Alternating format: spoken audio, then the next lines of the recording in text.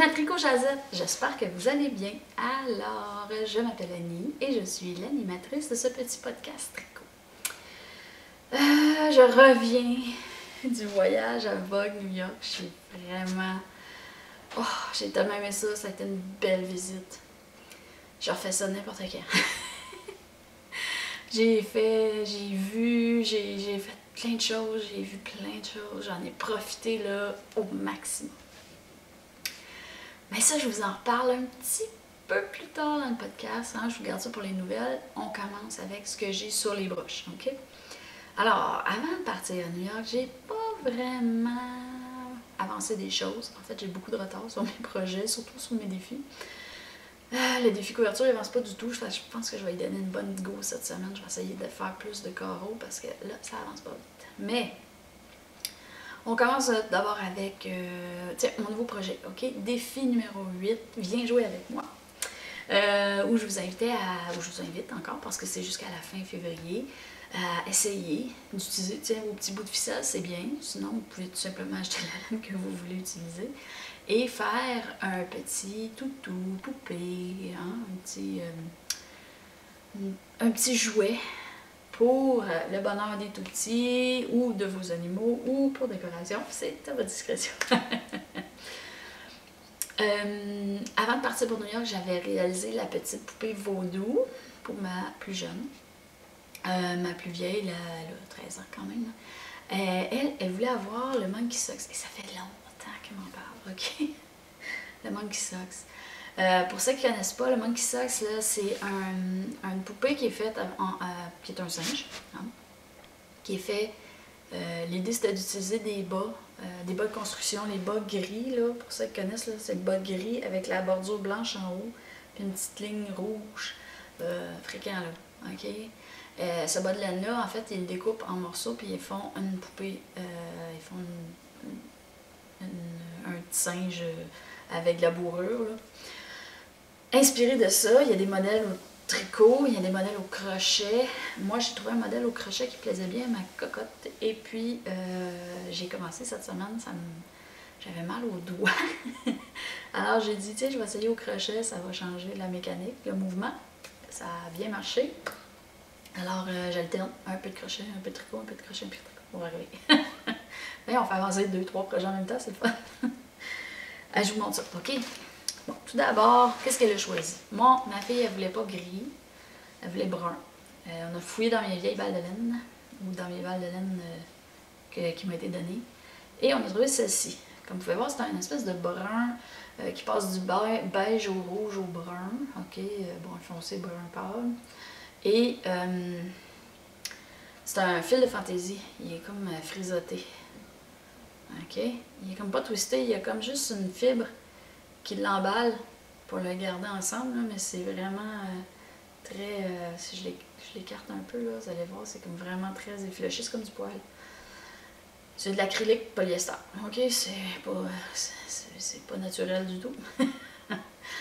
Mais ça fait une couleur qui semblait être peut-être utilisable, ok? Puis on avait mis un peut-être, on n'était pas sûr de l'effet, finalement on est content. Pour du blanc, j'avais un restant d'acrylique blanche, qui est pas le fil, c'est grosseur sport à peu près, là. Un petit restant, on s'en sert. Et puis, j'ai une balle de coton, qui est comme une espèce de rouge-rose, là. Camille, elle trouve que c'est suffisant, que c'est assez proche. Alors, il m'en restait une balle. Voilà, c'est ce que je vais utiliser pour faire le projet. Je vous montre, j'ai commencé... J'ai fini la tête hier. J'ai fait les oreilles et le museau ce matin. Et Camille, elle les a cousues. On a un semblant de singe, voilà.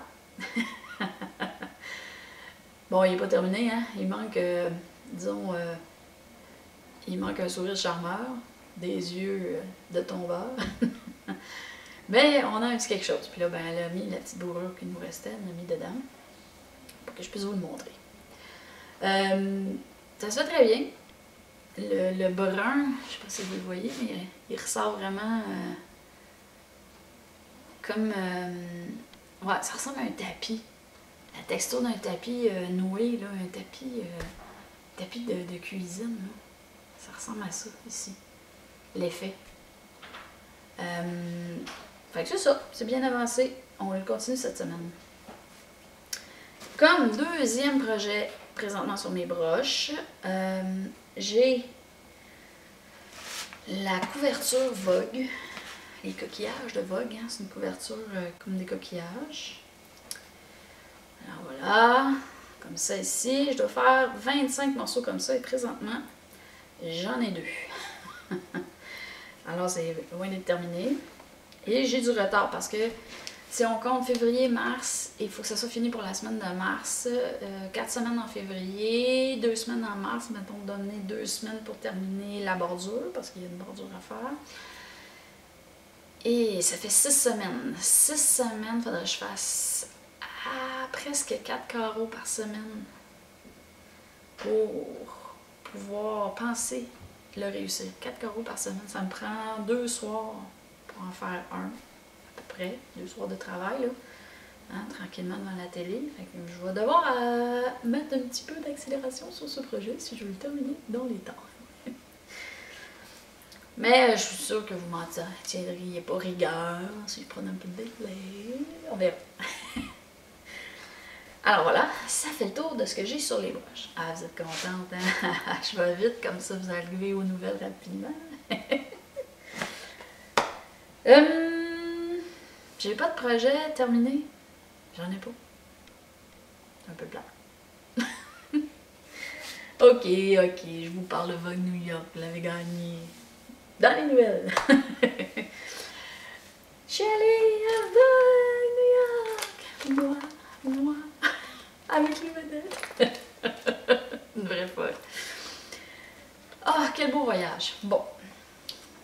Premièrement, l'anglais, c'est pas ma langue maternelle, je parle, mais je ne parle pas super bien, pas toujours à l'aise. Alors, j'avais une petite gêne d'adresser la parole. Et puis, je suis arrivée là-bas, j'ai fait mon enregistrement, on m'a donné mon petit carton, et en arrière, on m'avait donné ma petite programmation, où ça se trouvait, écoutez, ça se déroulait sur facilement 4, 5 étages à peu près. C'est grand, ok? Le premier cours que j'ai pris, c'est avec Madame Rhonda Fargnoli. Madame Fargnoli, elle est enseignante dans le Connecticut pour l'art et la film. Ok? Ah, quelle belle classe j'ai eue. Ok, ça c'est un cours qui était donné sur 2 plages horaires de cours, donc l'équivalent de 2 cours de 3 heures. Donc j'ai passé 6 heures avec Madame Fargnoli. C'est un choix que j'ai fait, ok? J'aurais pu aller me papillonner plus.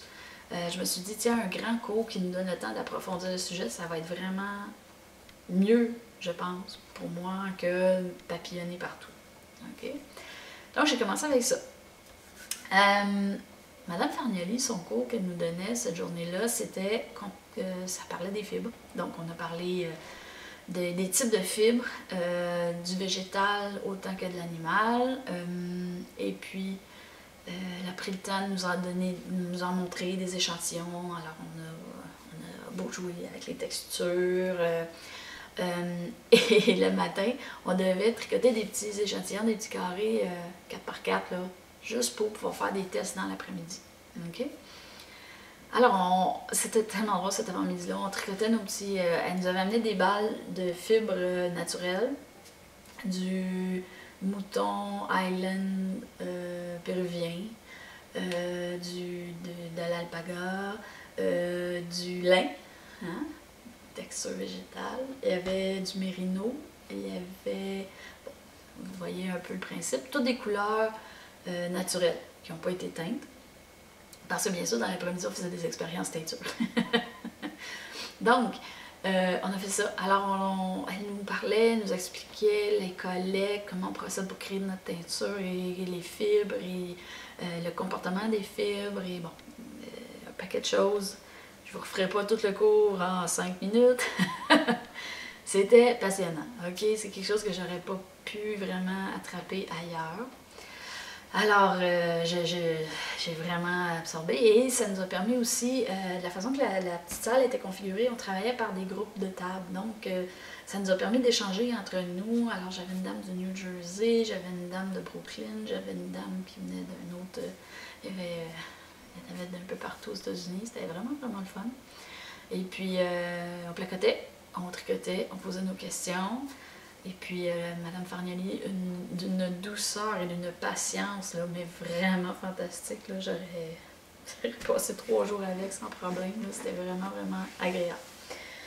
Alors, on a tricoté nos petits carreaux, on a parlé de ces éléments-là le matin. Et puis, elle nous a laissé partir pour aller dîner. Mais pendant le dîner, moi, je voulais en profiter au maximum. Je m'étais inscrite à une conférence de Amy Herzog, qui est spécialisée dans le design de chandail. Et c'était vraiment, écoutez, la vedette Vogue, mon petit côté groupie qui ressort, la vedette Vogue, que je voulais aller voir. Et en fait, j'ai essayé de m'inscrire à ces ateliers, ils étaient déjà pleins. Avant même, déjà en période de pré-inscription, les ateliers étaient pleins. J'ai pas pu m'inscrire à ces ateliers. Il restait seulement cette conférence-là, petite conférence d'1 heure, que je pouvais m'inscrire, alors je me suis inscrite. Je ne regrettais pas, j'étais vraiment, vraiment... écoutez, en 1 heure, elle nous a expliqué toutes les erreurs qu'on fait quand on choisit un modèle. Premièrement, elle nous expliquait qu'il faudrait accepter qu'il n'y a pas une fille qui est pareille, pas une personne qui est pareille. Nos tailles changent de place, nos épaules changent de largeur, notre poitrine est plus ou moins importante.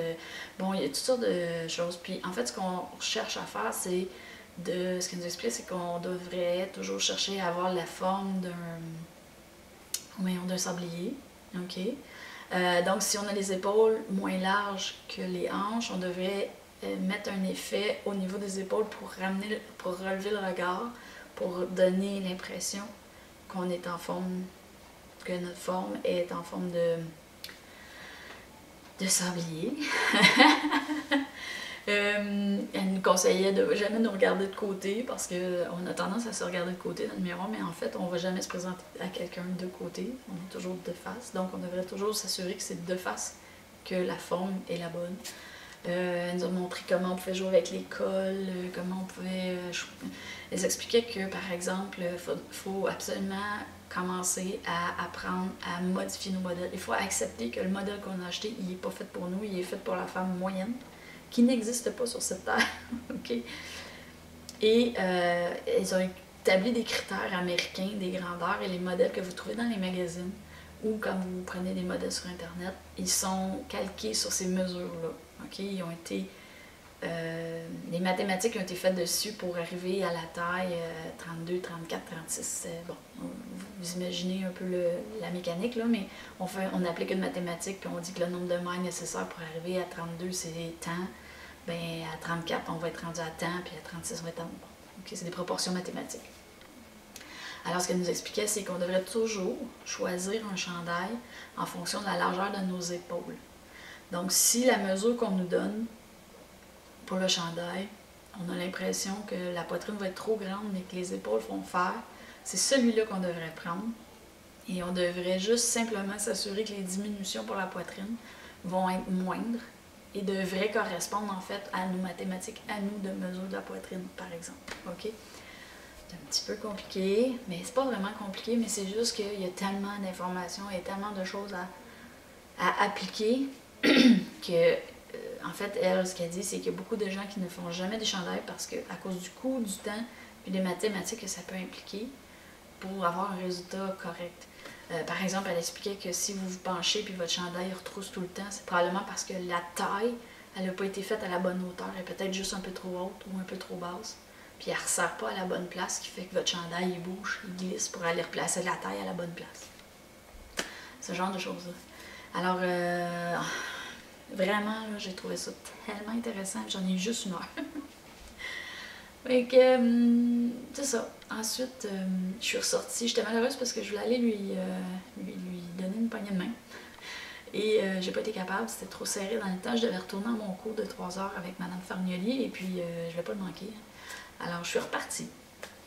Je suis allée dans l'après-midi. On a joué avec les couleurs. Alors, on a mis nos petits gants. On a joué avec les couleurs. Madame Fargnoli nous a montré comment créer des teintures naturelles.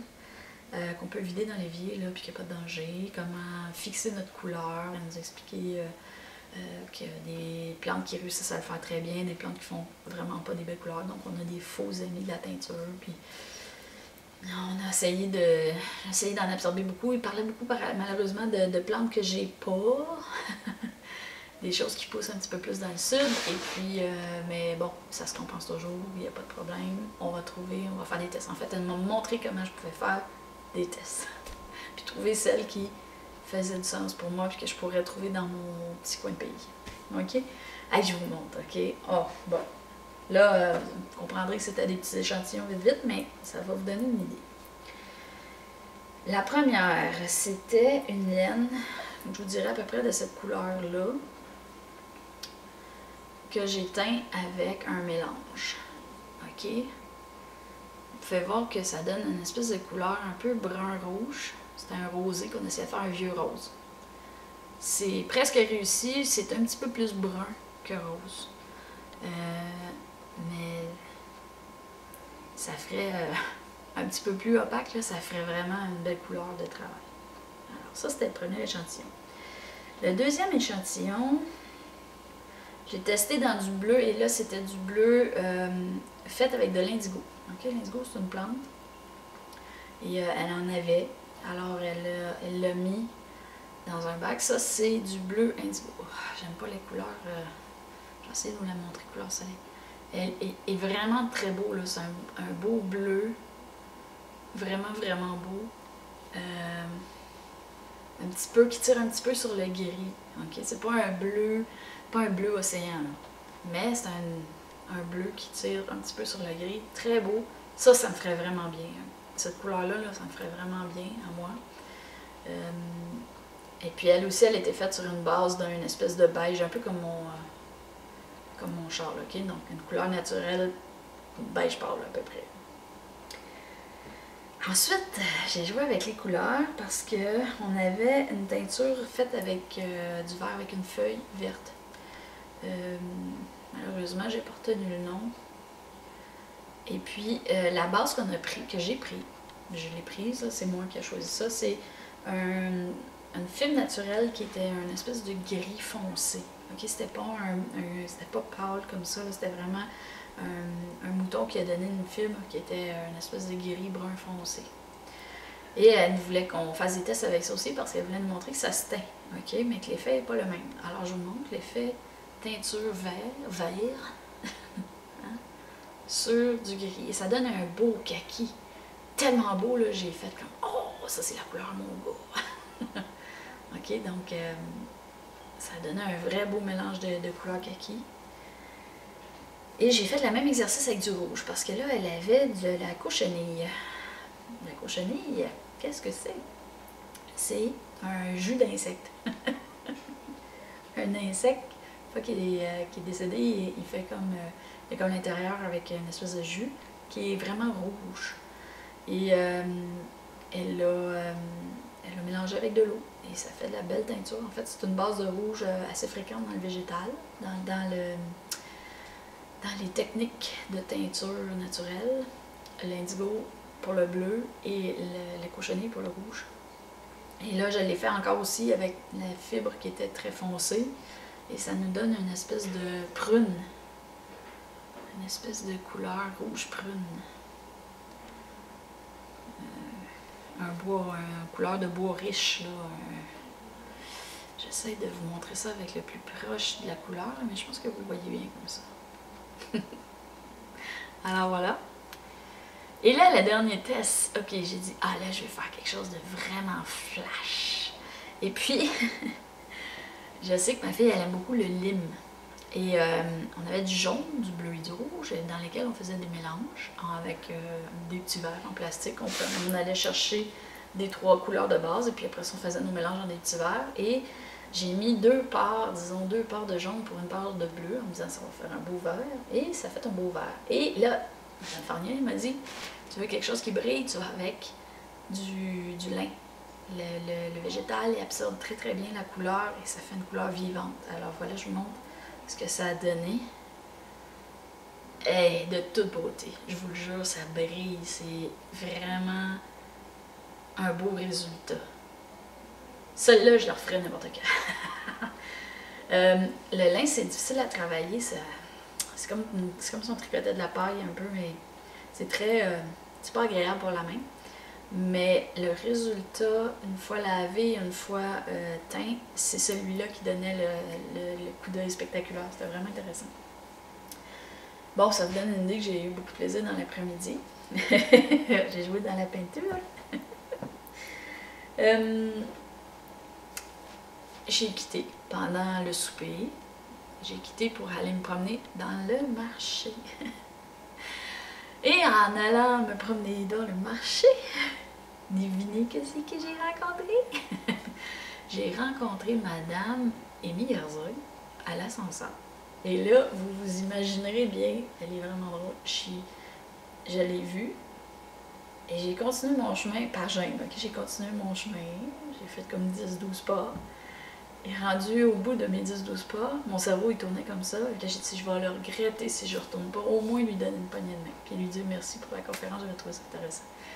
Alors j'ai ouvert le bord. J'ai pris une grande inspiration et je me suis dirigée directement sur elle. Elle a dû peut-être se sentir un peu attaquée, je sais pas. Et j'allais lui tendre la main et j'ai dit que je venais de Montréal et que j'étais vraiment contente d'avoir pu être à la conférence qu'elle donnait parce que c'était un de mes grands moments espérés, souhaités du voyage. Alors elle était vraiment contente, elle était touchée. Hein. J'ai quand même fait un bon bout de chemin pour venir la voir. Alors voilà. Ah, j'étais fière de moi. Yeah! Et puis je suis allée voir un peu au marché, il y avait de l'action, il y avait du monde, il y avait 2 étages d'exposants du marché. Vous allez voir sur le blog, j'ai fait un petit billet. Alors je vais vous mettre une petite photo de vue de haut du marché parce que j'avais un beau point de vue. Et puis là-dedans, j'ai croisé Stephen West avec Kios et qui donnait des ateliers et qui était panéliste et qui était, bon, je l'ai croisé dans le marché, je l'ai croisé dans les corridors. Et puis le soir, je suis allée suivre un cours de tricot japonais. Alors là, je vous montre, je l'ai montré tantôt rapidement, mais le tricot dentelle japonais avec Madame Randa. Non, excusez, Brooke Nico, c'était dans l'après-midi. Brooke Nico, qui écrit des modèles de dentelle. Okay? Et là, je vous montre, là, ça c'est un modèle japonais pour faire une forme de papillon. Il y a du troué, de la jouée, des points. Écoutez, on va même faire jusqu'à des croisés sur 6 lignes sur 3-4 rangs en haut et en bas. On va rechercher des mètres 3 rangs en dessous. Moi, j'appelle ça de la haute voltige de tricot. C'est quelque chose, ok? Et là, c'est donné le soir et l'équipe qui était, les gens qui étaient dans la classe, on n'arrivait juste pas à les faire les grilles facilement parce que on n'avait pas énormément de temps pour réaliser des grilles. Elle nous donnait des conseils, elle nous faisait avancer, mais écoutez, c'est compliqué et il fallait se concentrer, ça aurait demandé beaucoup plus de temps. On était fatigués, on avait notre journée dans le corps, alors j'ai réussi à faire le petit papillon, j'ai pratiqué d'autres points, mais j'ai pas fini les grilles, j'ai les ramenées à la maison. Elle a dit, ne vous en faites pas, je vais faire d'autres tests. Et elle nous a donné la mécanique pour décoder les grilles en japonais. Alors, je pourrais prendre un livre en japonais et essayer de réaliser les grilles. Je serais supposée d'être capable. On va le mettre en pratique, on va essayer. Et voilà, ça fait un peu le tour. Le dimanche, je vais faire rapidement, mais le dimanche, j'ai été voir la conférence de Monsieur Mabley. Et Brendan Mabley, c'est un artiste, il joue beaucoup avec les couleurs en fait. Et lui, ce qu'il nous dit, c'est moi, c'est pas les points, c'est vraiment les combinaisons de couleurs. Il fait beaucoup de motifs en jacquard, il fait des tapisseries, des tapis, des coussins, il fait l'imprimé sur tissu avec des couleurs. Bon, c'était vraiment une belle présentation parce que justement, il nous montrait énormément de photos et en fait, il prend une photo et il nous montre le résultat sur tissu, qu'est-ce que ça a donné ou sur tricot, qu'est-ce que ça lui a inspiré. C'était vraiment bien. J'ai trouvé ça très agréable, mais je ne le connaissais pas en tant que tel. Et je pouvais vous dire que les gens qui étaient dans la salle, eux, le connaissaient. Et puis j'ai fini au marché. Et puis là, il y en a qui espéraient voyager avec moi à Vogue New York par rapport à mes achats. Mais quand je suis allée au marché, je vous dirais qu'il il y avait, le prix était plutôt élevé. Et j'ai donc juste ciblé des petites choses, Et puis, comme j'avais un voyage en avion à refaire, repasser les douanes, etc., je me suis beaucoup limitée. Je vous montre. J'ai acheté un petit bracelet comme ça. Ok, ça s'appelle... ça c'est... je l'ai tué? Oui, je l'ai ici. Alors ça c'est Ablette. C'est un compteur. Ok? Et en fait, ce que vous faites ici, là, le bracelet, vous déplacez les billes comme ça. Je vous montre. Ah, ça vous montre bien. Là. Vous voyez? Et quand vous les déplacez, ça compte à chaque rang. Alors, je tricote, tout. J'arrive au début du rang, pouf, je le compte. 1, 2, 3, 4, 5. Comme là, pour le toutou, ben, je comptais, mettons, il fallait que je passe du rang 8 au rang 14 en faisant le tour. Ben, à chaque fois que je faisais un tour, je comptais 8, 9, 10, 11, 12, 13, 14. Et puis, on peut compter jusqu'à 100 parce que d'un côté, on compte les dizaines, de l'autre côté, on compte les unités. Donc, je peux me rendre jusqu'à 199. Alors, j'aime ça. Je l'ai essayé, je l'ai arrangé. Puis en plus, il y a un petit aimant. Donc, je peux juste le défaire. Hop! Comme ça. Il est toujours à ma grandeur. Et en plus, il ne perd pas, les billes ne se promènent pas parce qu'elles sont croisées, le fil est croisé. Donc, il faut vraiment que je les déplace pour qu'ils bougent, les billes. Alors, je peux l'enlever, le laisser tomber dans mon sac, le reprendre la fois d'après et j'aurais pas perdu mon compte. Ça, c'est numéro 1. Alors, j'ai vu ça, j'ai craqué, j'ai dit « Ah oui, j'en veux un! » Je l'ai pris. C'était pas très cher. Et puis, j'ai dit, vous savez, j'ai tendance à vouloir ramener des trucs que j'ai jamais vus. Alors, j'avais croisé quelque chose que j'avais jamais vu. Ça, c'est du Cashgora. Du Cashgora. Et oui, je l'ai pris, une espèce de rouge-brun. C'est fait par des gens du Tibet. Tibet et dans l'Himalaya. C'est un organisme qui essaie d'aider ces femmes-là à pouvoir faire survivre leur famille. Et ils ont une chèvre Cashgora. Donc, du Cashgora, c'est quoi en fait? C'est le croisement d'une chèvre Angora avec une chèvre Cachemire. Et le résultat de ça, ça donne une laine qui est très, une fibre qui est très douce. Puis elle a le petit brillant, puis elle est chaude en tout cas. J'aimais beaucoup. Je l'avais jamais vu, j'avais jamais rencontré du Cashgora avant. Et j'ai décidé d'encourager, vu tout l'effort en arrière de ça, donc tout ce que ça représentait. J'ai craqué, j'ai amené une balle. Je vais faire un petit quelque chose avec. Et puis, c'est tout ce que j'ai ramené. Mais j'ai ramené des idées, j'ai ramené des contacts, j'ai ramené des tests à faire. Parce que là, c'est la première fois que vous me voyez parler de teinture, mais oh, peut-être que la madame me s'en promet. Et puis voilà, j'ai des idées de modèles pour appliquer mon petit tricot japonais, ma petite dentelle japonaise. Alors, je pense que vous allez voir passer des choses qui découlent de ça. Et ça, en fait, ça m'a fait donner tellement d'idées, tellement de... Ah, ça m'a reparti, là, wouh, comme ça. Là, vous allez trouver que je suis débordante d'énergie dans les prochains, je pense. Alors voilà, ça fait le tour. Ah oui, et pour celle à qui je dois envoyer le cadeau, je ne l'ai pas fait encore, je m'en excuse, j'ai des petits délais.